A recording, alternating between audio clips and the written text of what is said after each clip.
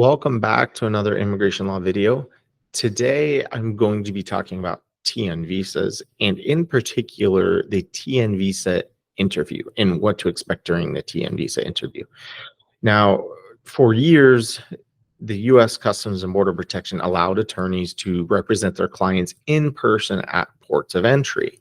And I was lucky enough to be one of those attorneys that was able to visit with my clients prior to their interviews and attend those interviews in person at ports of entry here in the Buffalo area. And through that experience, I was able to gain a lot of insight in the interview process. So what I'm going to share in this video comes from practical, in-person, hands-on experience representing clients at ports of entry at the Canadian-US border. Now, every interviewing officer is different. So the interview will be conducted according to the procedures and the nuances of the officer that is interviewing you and reviewing your documents. So depending on who calls you up, the interview could go completely different. So some of these officers will call you up. They will verify your identity with your passport, verify that you're applying for TN status. And then at that point, they will request a copy of your documentation and you will hand that documentation over to the officer. And then they'll tell you to have a seat. And while you're sitting there waiting, they will review your documents and they will make an independent verification as to whether or not the documents presented would qualify you for TN status. And if upon their review, they're satisfied and everything's there, they may just call you back up and say, we reviewed everything, looks good, we're going to approve your TN. And then you're on your way. It's not always like that. Most officers will conduct some sort of an interview and ask you various questions to determine whether or not you qualify for TN status. I would say it's a lot like a job interview, a very formal job interview. Now, some of these officers are very friendly and some of them are only business, and they will keep a straight face and very serious throughout the interview process. So don't read too much into how the officer treats you, because some officers, again, are friendly and they're very conversational. Some officers are just going to stick to business and they're going to be very stern and professional throughout the whole thing and may not crack a smile or show much emotion at all. So don't read too much into that, how that officer treats you. That's just their interview style. Now, the standard things that they're going to look for are whether or not you meet the qualifications for TN status. And that's how they're going to conduct their interview. They're going to ask the questions that they deem necessary in order to determine whether or not you qualify for the TN profession that you're requesting a TN visa for. So what can they ask you? Well, they can ask you whatever questions they deem appropriate. But in general, they're going to verify, number one, are you a citizen of either Canada or Mexico that would qualify for TN status? So you need to have Canadian or Mexican citizenship, and they will verify that. That's very easy. They verify that with your passport. And then they want to make sure that you have a valid job offer or contract with a U.S. entity or a U.S. employer.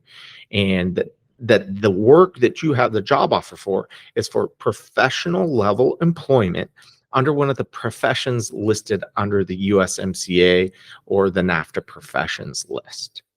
And as they're reviewing that, they're going to want to make sure that your duties are also consistent with that profession, that the duties listed in your support or offer letter are easy to understand, and that those duties line up with the specific profession that you're applying for. And they're also going to verify whether or not you have the minimum requirements or qualifications necessary to qualify for that profession under the USMCA.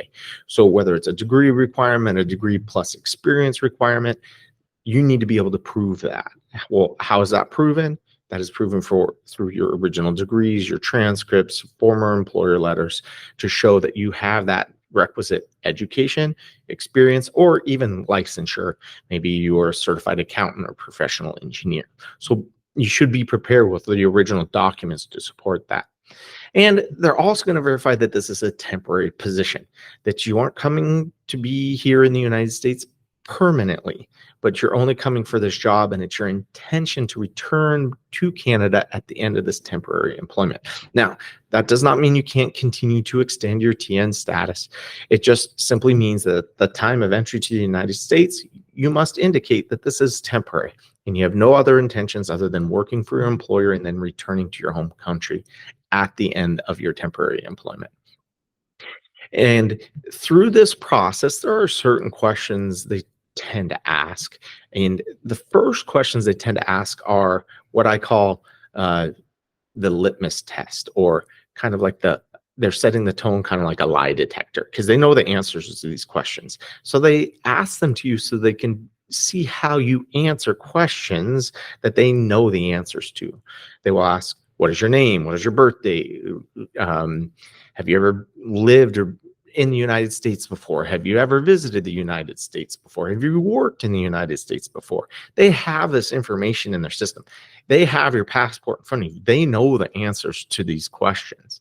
So what are they doing? Well, they're seeing how you're answering these questions, because these questions, hopefully you're answering truthfully, as you should all the questions they ask you, but they see how you answer questions in a truthful manner, so that when they do ask a question that may be a more difficult one that you may contemplate a little before you answer, and then they compare how you're answering that question to the answers you gave to the questions that they knew the answers to, the simple questions. So they routinely go through that procedure, and then they'll go into specific questions about your position. How did you find this job? What do you expect to do on a daily basis? How do you qualify? What will you be doing in the United States as an accountant, as a computer systems analyst, as a computer engineer, or whatever it is, the position that you identified?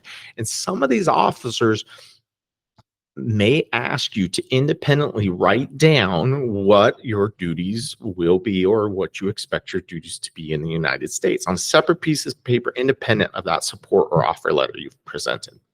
So you need to be prepared to not only verbally answer questions, but sometimes they can ask you to write things down as far as your duties and an explanation of what it is you will be doing in the United States. When you're answering questions, be brief. Yes and no when possible. If it's a yes no question, well, answer yes or no. Be direct. If they ask a specific question, give a specific answer to the question that they're asking you. Don't dance around the question. And give that direct answer.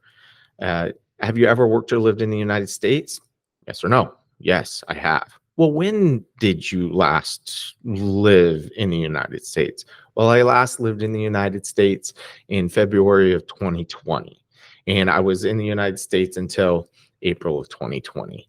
And I was here visiting.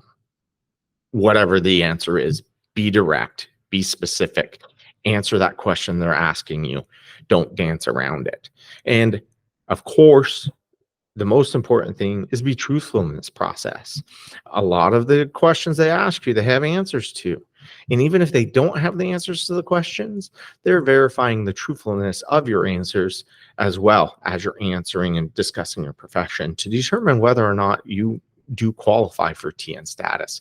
And if you get caught lying, it will only cause more complications for you and could potentially lead to immigration proceedings and you being permanently barred from entering the United States due to fraud.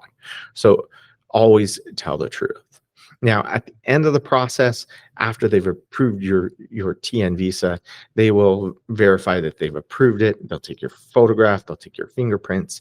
And then at this point, they've gone to an electronic process, and they will issue an electronic 94 that is attached to your passport electronically, that you'll be able to retrieve as proof of your TN status after admission.